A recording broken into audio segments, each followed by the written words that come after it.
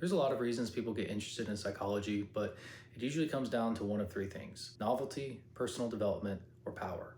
Obviously, those can intertwine, but most of you guys listen to me because instead of focusing on theory and affirmations, the goal of this show has always been for you to be able to listen on the way to work and learn something that day that will help you perform better, think more clearly, and navigate social dynamics like a pro. Obviously, I don't necessarily mean driving to work literally, but just as a rule of thumb. Because whatever you're trying to accomplish, understanding how your mind works will increase your likelihood of getting things done, while understanding how other people think is usually the hidden variable that causes the hardworking or intelligent person to lose to the lazy but likable or manipulative. Now, I'm going to do my best to make this episode novel, but it's primarily going to be an intersection of the other two practical elements that I mentioned. Because at the end of the day, I don't want to give you what most people call personal development, which is really just a short-lived emotional shift, which does have its place, but today we're going to talk about something more tangible, which is basically how to get your way. You can obviously use bribes or deceit, and of course, fear is always an excellent motivator, but let's just assume that you're not a sociopath and you want to dominate your field of interest ethically. What do you need to understand?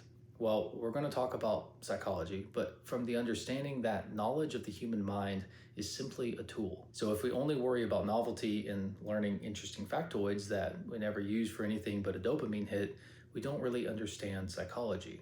Presumably, we have goals and plans to get there, which means in order for our vehicle to take us to the correct destination, we need more than just a working engine.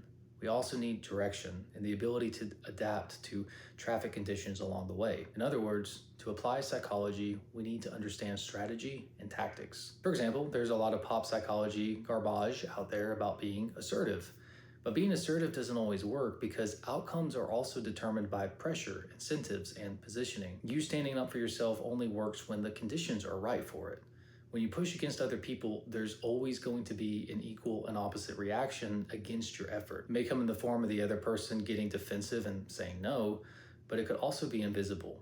For example, in the form of something like resentment. Assertiveness is definitely a valuable trait that should absolutely be developed, but it's not what really changes a decision. Being firm on price isn't what closes a deal. Standing up for your perspective might get people to verbally agree with you, but it doesn't persuade them.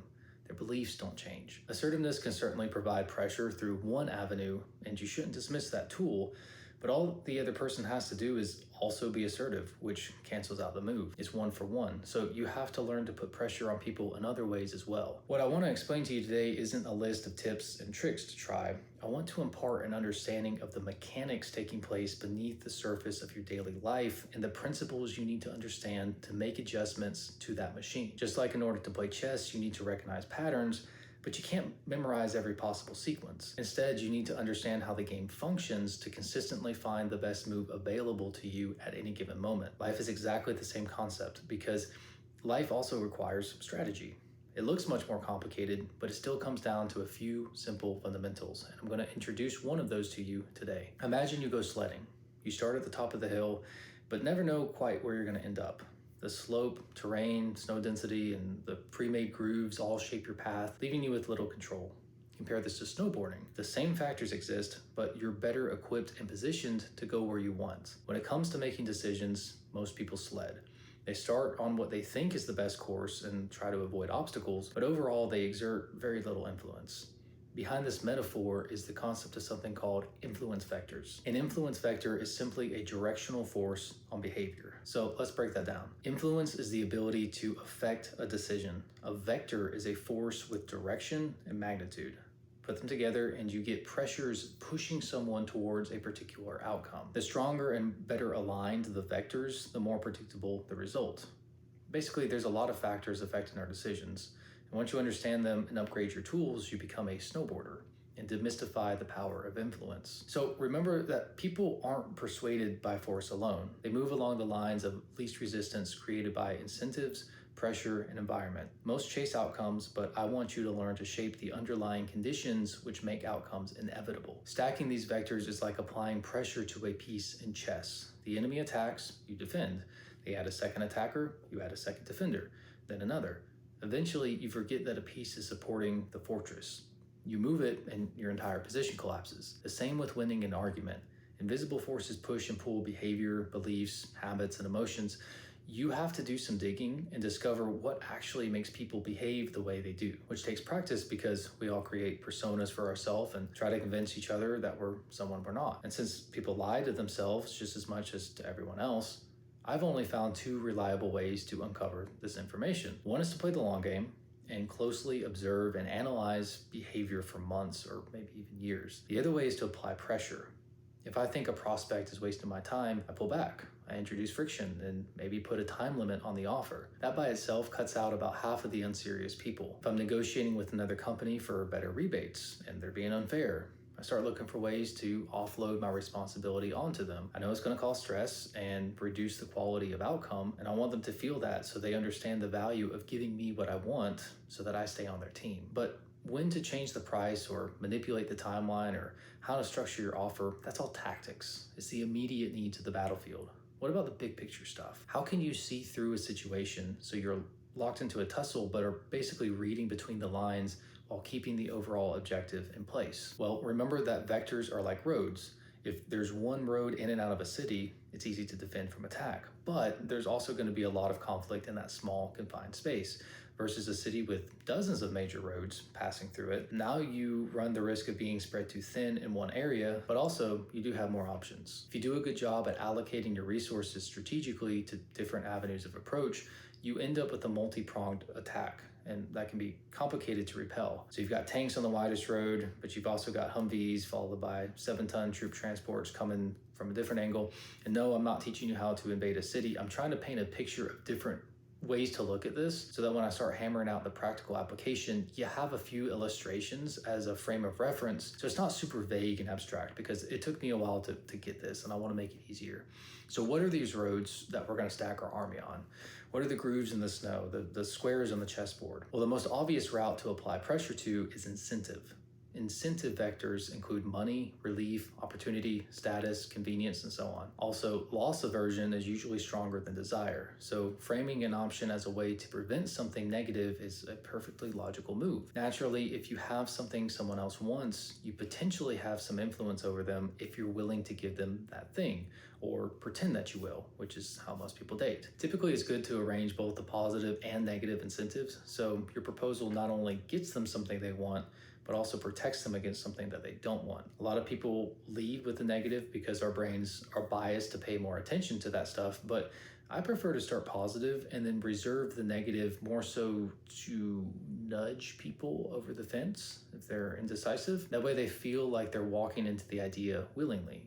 So you can more readily speak to the qualities they like about themselves, the aspirational stuff. You know, they're doing this because they're intelligent. It's a good decision. They're thinking long-term, they're being responsible, whatever. But after the excitement fades, their internal resistance starts to rise. They get scared of making the wrong decision, don't like how much thinking it takes, or just get tired of the discomfort that comes with entertaining a new concept. Whenever someone doesn't know what to do, they typically choose their default because that requires the least amount of thought. So that means they stay in their current situation, because if they make the wrong choice, the result is they may lose what they already have, financially, romantically, socially, whatever. And that resistance to loss is much stronger than the idea of maybe getting such and such benefit. So I like to fight fire with fire. When they start getting scared, I just bring their attention to the danger they're already in, but have grown comfortable with. And I point out that, look, it's only a matter of time before something goes wrong. And that's true, because most people build their lives very precariously. They've gotten lucky, and the best move is to cash out now before something happens. So that's incentives, but that only goes so far. Another angle to attack simultaneously is the identity vector. This includes things like values, self-image, and tribal alignment. People always resist what threatens their identity and act to reinforce it. This can be as simple as reiterating your idea in light of the values that they've communicated about themselves. And this sounds complicated and abstract, but it's really not. It can be as simple as just reiterating your idea in the light of values that they've already communicated about themselves. Like, they say they believe in being transparent in business and honoring their word, but don't want to sign a contract. Like, okay, this is how we make sure we're literally on the same page. If your word means what it says it does, and you are an honest person, are you not, Mr. John? This contract doesn't change anything, but you can get more creative too, if you like. I don't consider myself a particularly manipulative person. To make any progress in the business world, though, you have to figure out how to move and influence people. I think that where something drifts from persuasion into manipulation has more to do with honesty. Like if I'm pulling psychological strings to close a sale, a promotion, or a date, whatever, but I know I can back it up, I'm okay with that. But when I start agreeing with things I don't believe to in order to connect with someone, that's where things get a bit muddied for me. And I wish I could say that I was perfect, but I'm really not. And the most obvious example of this, which also happens to be a great lesson, has to do with politics. Because I really don't care what people's political views are. I really don't. I think the two-party system looks exactly like the card tricks I learned as a 12-year-old when I was really into Chris Angel and wanted to be a magician. It's the illusion of choice, but both options actually still serve the goal of the illusionist. Both sides have media machines that profit off your attention, so they're incentivized to leverage everything we're talking about today and much more in order to keep you addicted and to convince you that not only are your beliefs right, but any other way of thinking is catastrophically dangerous. And then, of course, once you start studying propaganda, there's just a lot you can't unsee.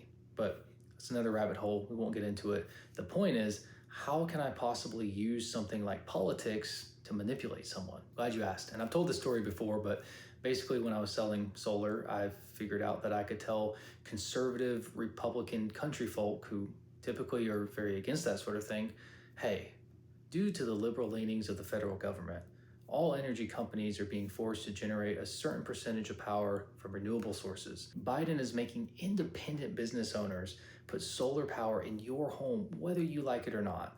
The solution I'm offering is the freedom of ownership. Instead of renting your power, you own the equipment to produce it yourself. And that pitch automatically cuts through so many objections. First, they don't trust the technology, but hey, it's already in your home in a sense. They don't want to pay for it, but guess what? Building those solar farms isn't a charitable contribution. Your power bill has already gone up to reflect it. And of course, isn't freedom of ownership the essence of the American dream? So that hits incentives, but it really targets the identity. The hilarious part is that when I went to the city to sell, which Charlotte's pretty liberal, I told the exact same story, just framed in a different light. Hey, we're trying real hard to save the planet. There's these great new laws making the power plants integrate renewable sources so we can have a healthier earth. This is your chance to be the change you want to see in the world, blah, blah, blah. What I stumbled onto there is that there are different sources of leverage that I had never considered before. And identity is a key lever. When we say we identify with something or as a certain type of person, what we're really saying is that we understand ourselves in relation to our conception of that thing. That's big picture stuff like culture, nationality, and political leanings, but also the more nuanced things like I'm the funny guy, the contrarian, the unpredictable one. When you learn to zero in on how people see themselves, you unlock the ability to tailor offers and suggestions custom suited to that person. Just like how social media algorithms know what trending sound, design, layout, and speed of delivery is most likely to get you personally to click on a link, you need to develop the skill of understanding people in the same way. And I talk about the tactical methods for doing so a lot on this channel, but just remember that the more you interact with people and the closer attention you pay, the more data you'll collect, and therefore the more patterns you'll see. And the bigger your database of patterns, the fewer calculations you need. The faster you can make precise decisions, the less energy you expend on vampires and red herrings. You learn to trust your eyes and cold hard logic over how the person presents themselves, to separate the facade from the facts. It's so important to learn to see through what people are saying and to ask why they're saying it. That guy insists he's reliable and therefore doesn't need a contract. Well, you only make that mistake once. That girl says she's loyal, but her inbox is full of dudes. That manager says the team is like a family, but fails to mention that it's more like the Lannister family. So learn how they see themselves and figure out how to speak to the highest aspiration of that persona archetype without getting fooled by the smokescreens they put up. Another angle to put pressure on here is the emotional vector.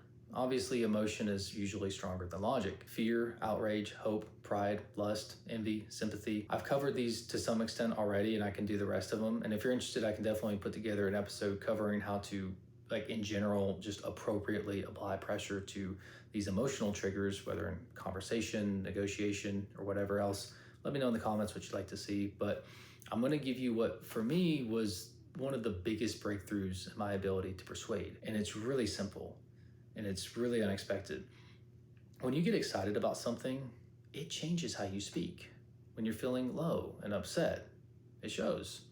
When you're sincere about something, you don't have to convince anyone through words. They just know. What I'm describing, of course, is nonverbal communication.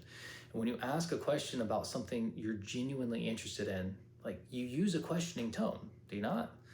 If you're describing injustice, you get upset and it bleeds into your voice. If you're confident about something, people can hear it. You will be amazed at how compelling your voice becomes when you simply start learning to speak as if you actually meant what you said.